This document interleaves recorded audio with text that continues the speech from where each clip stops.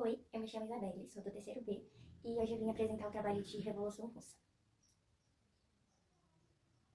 Bom, a Revolução Russa foi um período da Rússia que consistiu em revoluções e revoltas por parte da população contra o czarismo, que era o modo de monarquia absolutista, e também sobre os meios de vida que eles tinham, como, por exemplo, a mão de obra escrava e também a falta de industrialização que eles não tinham. Era algo bem feudal, então eles buscavam por melhorias de vida. Bom, aqui estão alguns antecedentes. O primeiro antecedente foi que a Rússia ela era considerada atrasada em comparação à Europa naquela época, pois ela ainda tinha mão de obra escrava, não tinha mão de obra assalariada, e ela também tinha seu modo de vida feudal. Então, ainda era um império muito atrasado em comparação às outras, que já tinham começado a sua industrialização, fabricação de fábricas, exportação, importação, sua própria comercialização dentro do país. Então, a Rússia era atrasada. Nesse período, uma coisa que também era atrasada era que a Rússia tinha monarquia absolutista, o que os outros lugares não tinha mais, ou se tinha, era muito mais liberal do que lá. Lá, quem comandava era a família Romanov, e eles consistiam no sistema czarista, que era um czar que administrava até sua morte. E outro era que a burguesia, como eu falei antes, almejava se transformar em algo mais industrializado, algo mais evolutivo e essas coisas.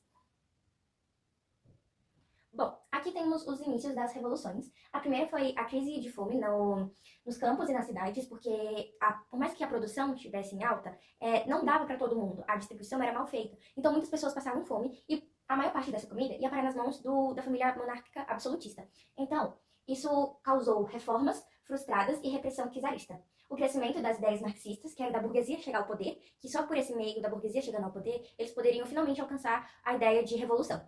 E também greves e protestos operários, como eu disse, pelos modos de vida que eles tinham e que não tinham benefícios nem salário. O próximo slide, a gente vai falar sobre o ensaio geral, que foi meio que o estopim para essas revoluções começarem a acontecer e para acontecer a Revolução Russa. O que aconteceu no ensaio geral? O Domingo Sangrento foi chamado assim porque nesse dia pessoas foram até o Palácio de Inverno protestar, e nisso o rei Czar não gostou disso e pediu para os seus soldados matarem todos aqueles que tivessem e não quisessem sair dali da frente. E naquela época estava nevando muito, então, como os soldados estavam matando, a neve ficou toda vermelha e por isso foi chamado de Domingo Sangrento. A repressão violenta, como eu disse, estavam matando as pessoas, não só expulsando elas, mas sim matando. Greve e manifestações em massa, criação dos sovietes, que é o Conselho de Trabalhadores, que foi um modo da monarquia enganar as pessoas, falando que, tipo assim, vocês têm o direito de falar o que vocês pensam, tipo uma assembleia. Só que isso não durou muito tempo, foi só pra abafar o caso. E aí, a gente também tem concessões do czar e a criação da Duma. A criação da Duma foi um modo também da monarquia do czar administrar toda aquela situação. A Duma era ativada somente quando estava acontecendo essas revoltas e para a população ficar mais tranquila de que não era um governo tão absolutista assim. Porém, não resolveu muita coisa, porque pouco tempo depois a Duma foi dissolvida. A gente tem a divisão, que foi quando a população se dividiu em bolcheviques e mencheviques. Eram grupos totalmente diferentes. Por exemplo, os bolcheviques eram camponeses, operários e era a favor de uma revolução radical, com mortes, protestos, querendo matar o rei mesmo para poder chegar no poder e administrar, como eu disse, porque eles acreditavam que quando a burguesia chegasse ao poder, eles iam fazer a revolução que eles queriam. Então eles eram a favor de algo mais radical. E controle na mão de obra do operário, como eu disse, os trabalhadores chegarem ao poder, e a Revolução Armada. E os mencheviques era a minoria dos camponeses, operários e burguesias, e era um meio mais moderado, tipo assim, vamos tentar conversar, criar uma assembleia, tentar conversar com o czar. Desenvolvimento do capitalismo. Por que eles queriam desenvolvimento do capitalismo? Porque na cabeça deles era um único modo de realmente a Rússia se revolucionar, criar suas indústrias e tudo mais. E chegar aos socialistas por meio de um parlamento. Então eles queriam criar um parlamento que ajudasse o rei, né, o czar lá, a administrar tudo aquilo. Porque eles não queriam o governo total, eles só queriam ajudar. A gente tem a Revolução de Fevereiro, que foi o quê? A falta de alimento, repressão militar, revolta contra o czar resulta em abdicação. E nessa abdicação, o rei abdicou porque ele estava sentindo muita pressão. As pessoas estavam muito revoltadas, que ele não estava conseguindo administrar tudo aquilo. E aí o rei não aguentou a pressão e abdicou. E nessa época, aconteceu o governo provisório, onde os mencheviques, que eram da Revolução Moderada, eles assumiram o poder durante 6 meses, que foi até a próxima eleição do próximo czar. Aí aqui, quem assume é o Kerensky. Ele não sai da guerra, da Primeira Guerra Mundial, e isso gera insatisfação popular, porque eles pensaram que elegendo outro czar, o rei ia se tocar e ia sair da guerra, porque ele via que o país estava sofrendo muito. Mas não foi isso que aconteceu. Kerensky tinha medo de retirar a Rússia da guerra, porque ia ser considerada traidora. E aí ia perder o capital da França e da Inglaterra, e aí não teria como mais se reindustrializar. Aí a gente tem a saída do Lênin, do isolamento na Suíça. Ele foi exilido durante o governo do Nicolau, pelas suas ideias de ser líder do bolchevique. E aí, quando ele sai do seu isolamento, ele traz com ele as teses de Abril, que consistiam o quê? Paz, terra e pão. O que seria a paz? A paz seria a primeira coisa que seria retirada da Rússia da guerra.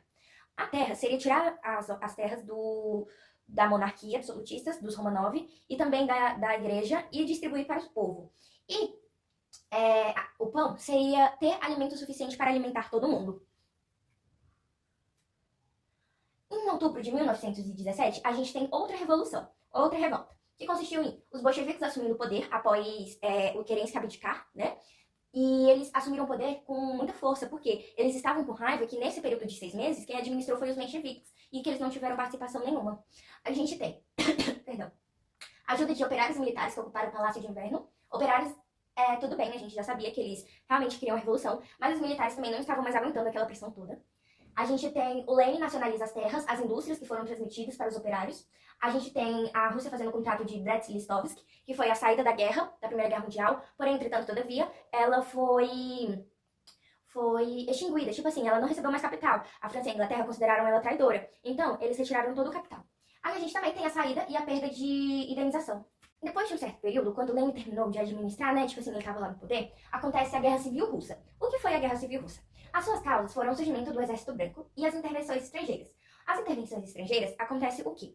Que a revolta pelo capital ser retirado dos países estrangeiros e o surgimento do Exército Branco e o Exército Vermelho, que um era capitalista e o outro socialista, então eles tinham ideias diferentes, que eram os mencheviques e os bolcheviques, e os desdobramentos, que foi o Terror Vermelho, a Guerra Polaco-Soviética, e a consequência disso foi a destruição econômica da Rússia, e também a criação da União Soviética. A destruição econômica da Rússia deu, em si, a origem da NEP, que foi criada pelo Lenin, que era o quê? A liberdade do comércio privado. Então ele apoiava o quê? O capitalismo, para depois colocar o socialismo em prática.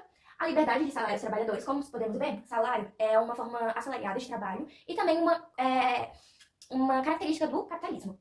Autorização para o funcionamento de empresas privadas. Então, as pessoas tinham empresas privadas, não era do governo e nem muito menos da monarquia. E a permissão de entrada de capitais estrangeiros para a reconstrução do país. Então, nessa época, eles tentaram chamar pessoas ao redor da Rússia para poder investir capital, porque foi um período muito difícil. As pessoas já estavam destruídas pela Primeira Guerra Mundial e pela Guerra Civil foi muito mais abalada. Então, eles precisavam muito desse dinheiro externo para poder se reconstruir.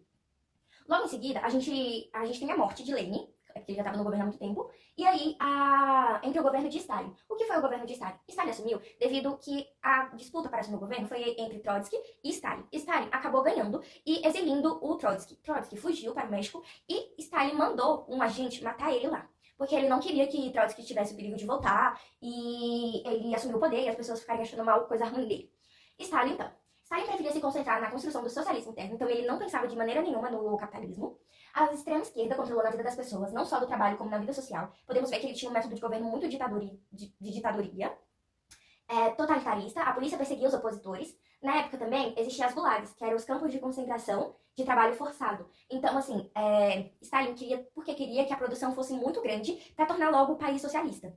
E também confiscou propriedades rurais privadas. Ele aboliu todo tipo de capitalismo que tinha e que Lenin tinha transformado. Aqui a gente tem a primeira questão, é do Sebrasp, vestibular UNB de 2013. Aqui a gente tem o texto, mas o texto não é muito, assim, claro que na prova você leria, mas aqui não é muito necessário. Então, a pergunta é: resultante da dupla revolução ocorrida em 1917 na Rússia, o Estado soviético era considerado pelas democracias ocidentais do século XX como um importante modelo de eficiência na gestão dos serviços públicos e de respeito e proteção aos direitos humanos. Essa questão está errada. Por quê? A Rússia, por mais que ela tivesse um governo organizado, ela não era vista como modelo. Por quê? Era um governo totalitarista. O único momento de liberdade que a gente teve, e que foi muito pouco, foi o de Lenin. Então, ela não era vista como modelo para os outros países, outros estados. Pelo contrário, era visto como um país muito ruim, porque não respeitava os direitos humanos e sempre vivia em extrema pobreza. Não tinha um método de governo muito organizado ali com as pessoas, não era uma relação muito boa. Aqui a gente tem outra questão, aqui tem o texto, você leria na prova, mas novamente não é necessário. A questão é: questões relacionadas às minorias foram ignoradas quando a formação da URSS, tendo a unificação do território sido a principal preocupação política russa. Essa questão está certa. Por quê?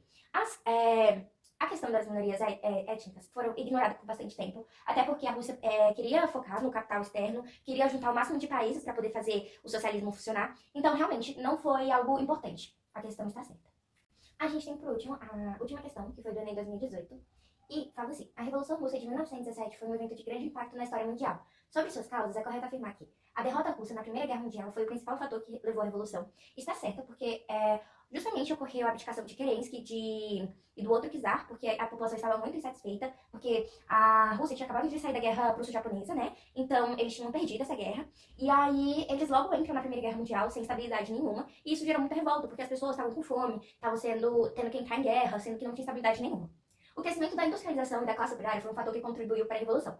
Isso está certo, porque quando a França e a Inglaterra começaram a investir capital, a industrialização cresceu muito, tanto que hoje a Rússia é um dos países mais industrializados do mundo. E a classe operária também foi um fator que contribuiu para a Revolução, porque, como vocês lembram, o governo bolchevique, administraram por pouco tempo, mas ainda assim foi o grupo principal para que ocorressem as revoluções.